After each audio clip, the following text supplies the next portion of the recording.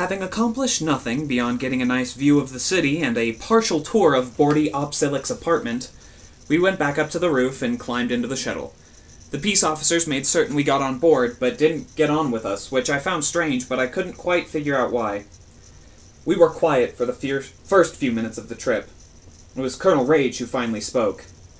"Obviously that didn't go as intended," he said to Ardov.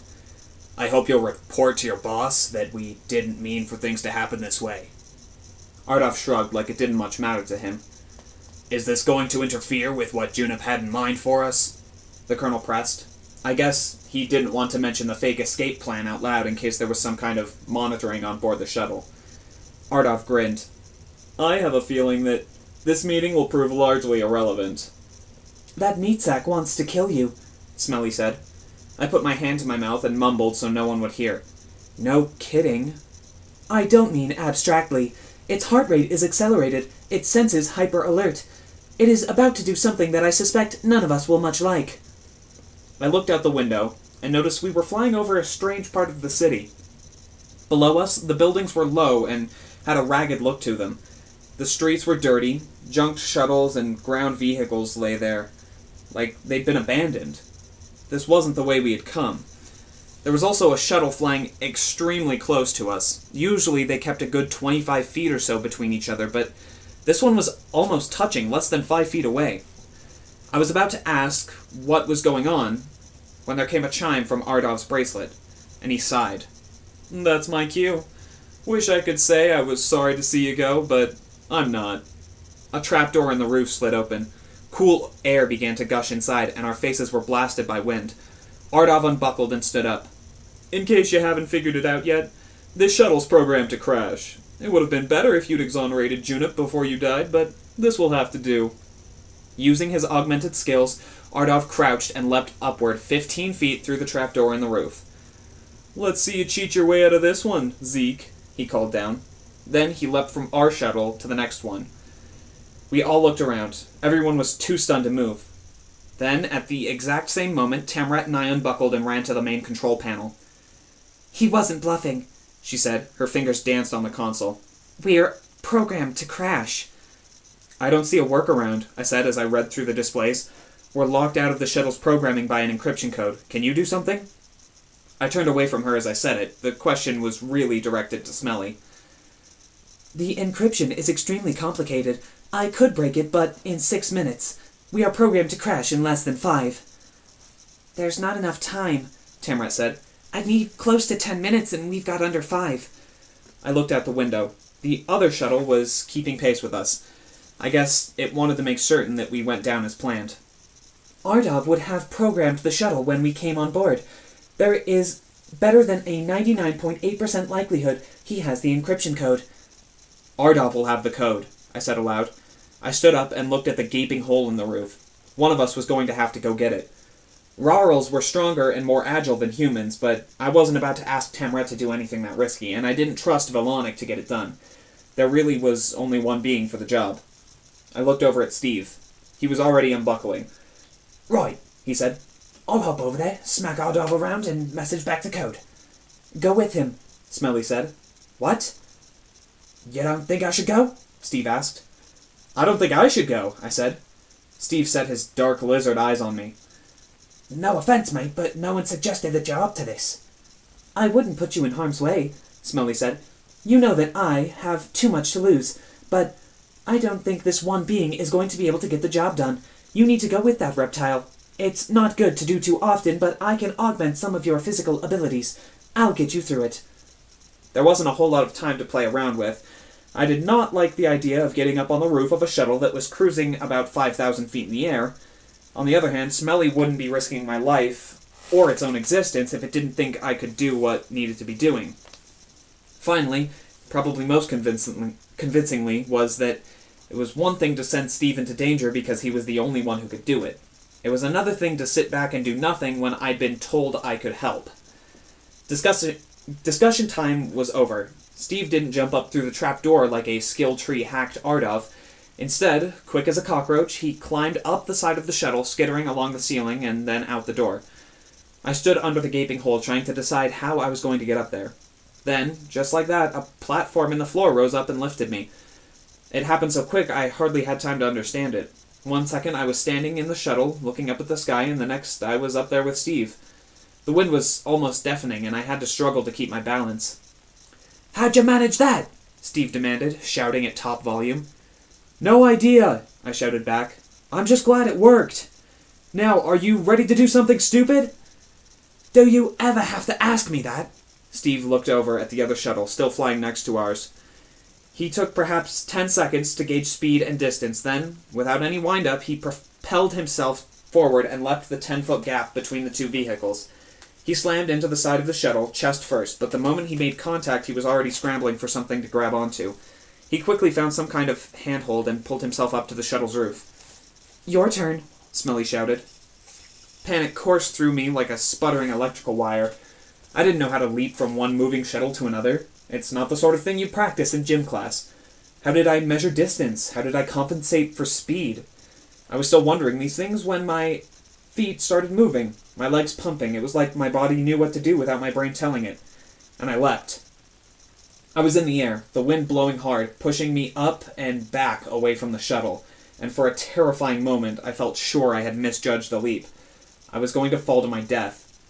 Then I hit hard, bouncing off the metal, feeling myself splay out like a plastic bag full of garbage dropped from a roof. I started to slide, but Steve grabbed my wrist. Don't blow it now, mate, he said, pulling me to my feet. That jump was brilliant. Are you sure you're not still mucking about with the skill tree? Just what nature gave me, I said. Plus, of course, Smelly working its magic, whatever exactly that was. One of these days, I was going to have to make it spell out exactly what it could and couldn't do for me. It seemed like in moments of crisis it always had a new surprise. But I couldn't worry about that now, and I was certainly not complaining. The trap door on this shuttle was still open. I checked my data bracelet. We had just over 3 minutes remaining.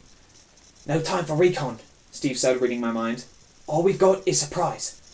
I nodded. Steve leapt down the trapdoor. I hoped he was going to distract whoever was down there because I wasn't anywhere near as agile as he was.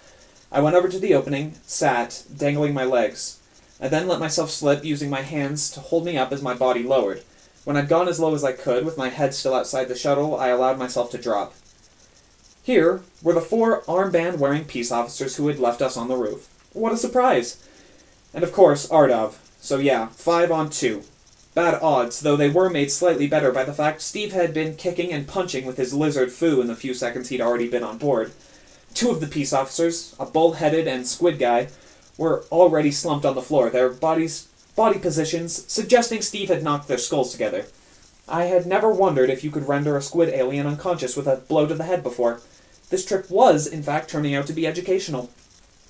So that upgraded the odds to 3 to 2, which would have made me feel better if one of the 3 had not been a super soldier with a skill tree hack. I'd been the super soldier in the past, and I knew that Ardov would be near impossible to stop.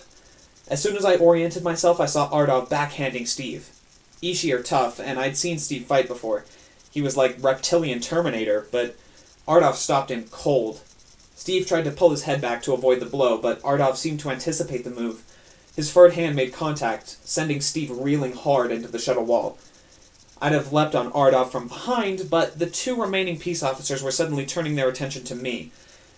There was a short being with bright yellow scales and bulging eyes, like a big tree frog in uniform.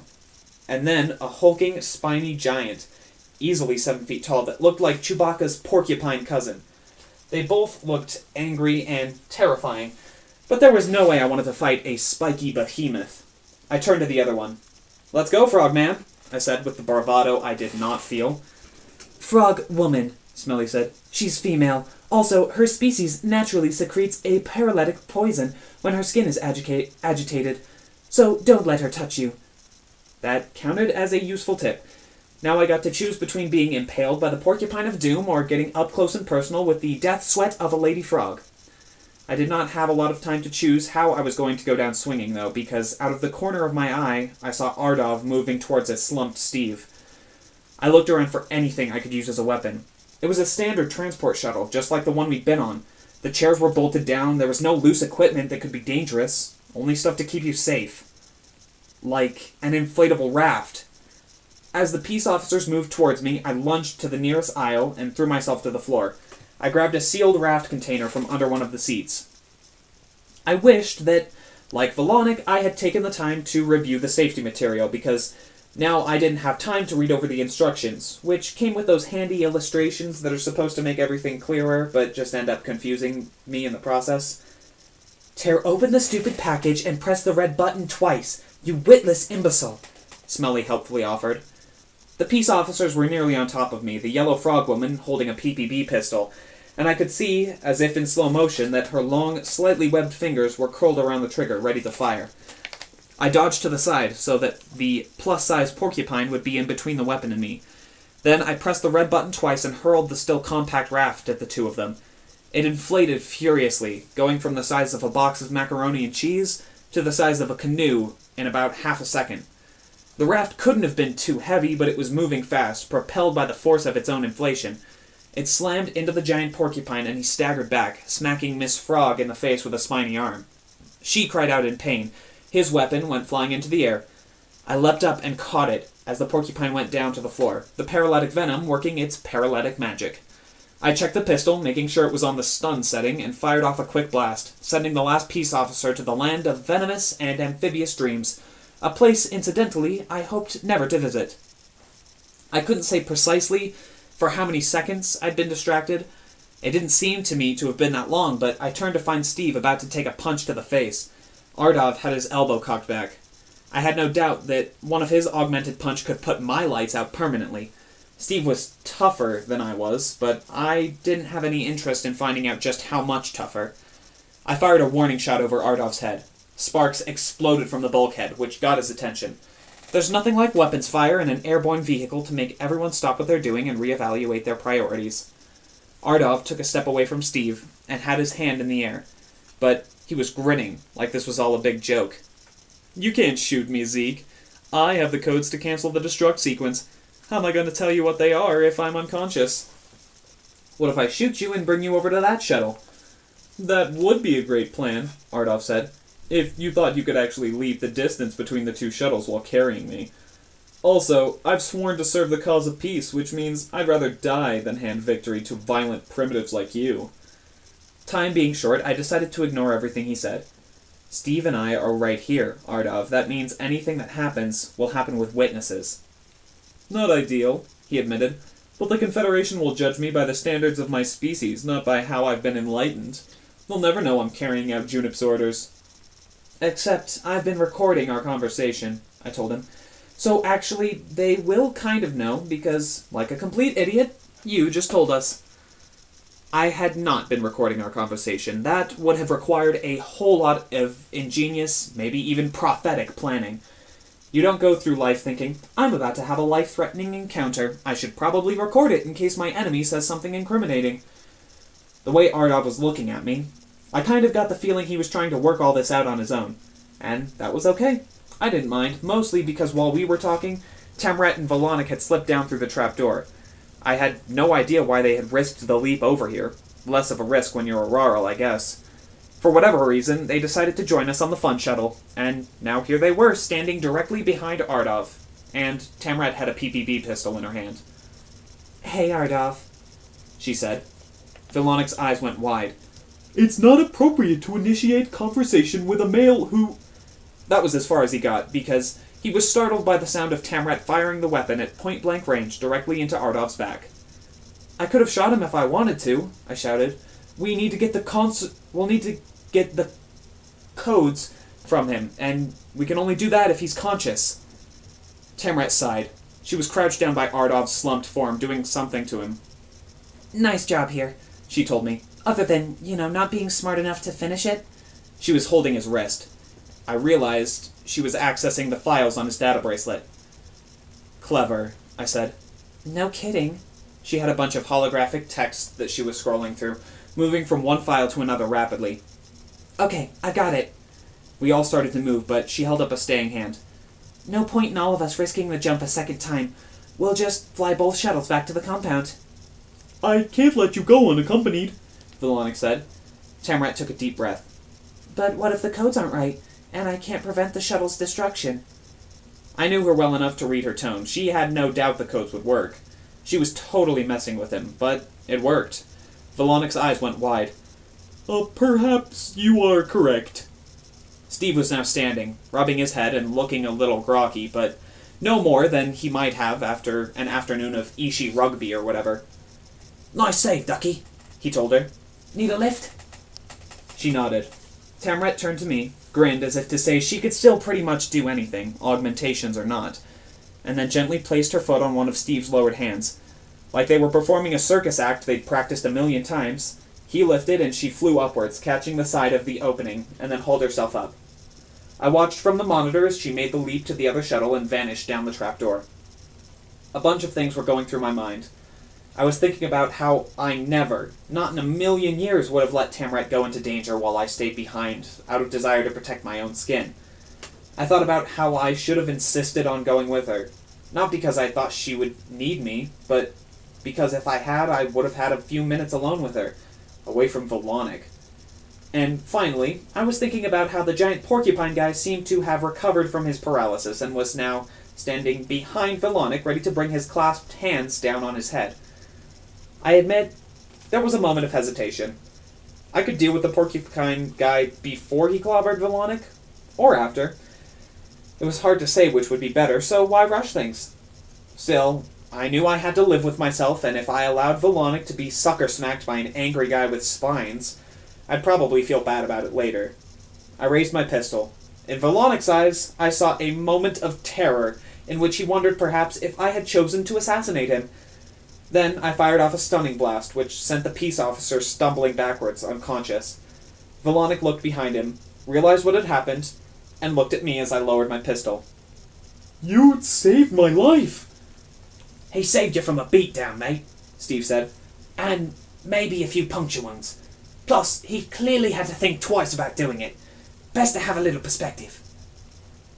That alien fiend was going to hurt me, and you stopped it, Vilonic said. I waved my hand in the sort of think nothing of it, my good sir, way that always makes me feel like I'm humble bragging, no matter how many aliens I blasted.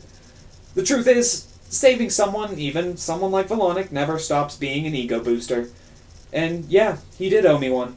Maybe he ought to send me a basket of fruit or something. I didn't make a big deal out of it. Mostly, if I'm going to be honest, because I thought it would make me look cooler and tougher in his eyes. At some point, I was going to be standing between him and Tamret. He had the advantage of age and height, not to mention strength and 100 other things that came with just being Auroral. So I figured it couldn't hurt if he was already a little intimidated by me. We were interrupted by Alice's voice coming over my bracelet. You there, Zeke? Everything's good on our end. Destruct has been cancelled. We're headed back to the compound. Excellent. Tell Tamret she did great work. You're on speaker, Tamret shouted from the distance. and if we're being honest, I suppose you did help a little. You're too generous. I'll see you guys back at the horrible, oppressive, prison-like base where we are despised and treated like criminals. I went over to the navigation console to begin reprogramming the shuttle to take us back. Oh, and Zeke? Alice said. Have fun with Vilonic. She closed the connection. I'd say you already are having fun with Vilonic, Steve observed. I opened up the navigation systems, plugged in the coordinates for the compound, and figured I'd spend the rest of the trip relaxing and shooting any rogue peace officers who happened to regain consciousness. Vilonic had other ideas, however. He was still looking at me, and looked at the porcupine guy, and then looking back at me. You're gonna hurt your neck, I told him. Vilonic came closer to me. His eyes were wide and kind of moist, and he looked like, well, a sad kitten. Let's not make a big deal out of this, I told him. It wasn't anything special. He's right, Steve said. He likes shooting bad guys. Pretty much lives for that sort of thing. Yeah, it's like a hobby for me. I would have said more, but Vilonic was pressing his hand into my face. It wasn't hard enough to hurt, but it was still hard enough to make me wish he would stop and get his palm off my nostrils. I invoke the ritual of brotherhood, Vilonic said at a volume generally considered impolite when used in the confines of a small transport shuttle. I call upon the first-tier deity of fraternal relations, ice fishing, and moderately risky recreational sports to witness our bond. In a stage whisper, he said, You need to put your hand onto my face. I kinda don't want to touch you, I said. He picked up my hand and pressed it onto his face. Hear me, great deity! He cried loudly enough that only deaf deities could avoid listening. I say before you as witness that this monkey boy alien thing is now my brother. You do share some resemblance, Steve observed. Tamret didn't have to touch Nyana's face when they became sisters, I protested, though my words were slightly garbled by Vilonic's hand hair in my mouth. I'm following elevated caste traditions, Vilonic said in a whisper. Now that abbreviated low caste nonsense. Then, to the shuttle ceiling, he shouted, This being is now my brother. For emphasis, he mashed his palm harder into my face. He shall serve me in all things, and most of all in cultivating a spirit of obedience in my wife-to-be. Vilonic removed his hand from my face, which was a great mercy, and gave my shoulders a squeeze. Then, with an air of great satisfaction, he threw himself into an empty seat and buckled himself in for the trip home. Steve walked up to me and put a sympathetic hand on my shoulder. This also falls into the category of things that only happen to you. I let out a long sigh. I was thinking exactly that.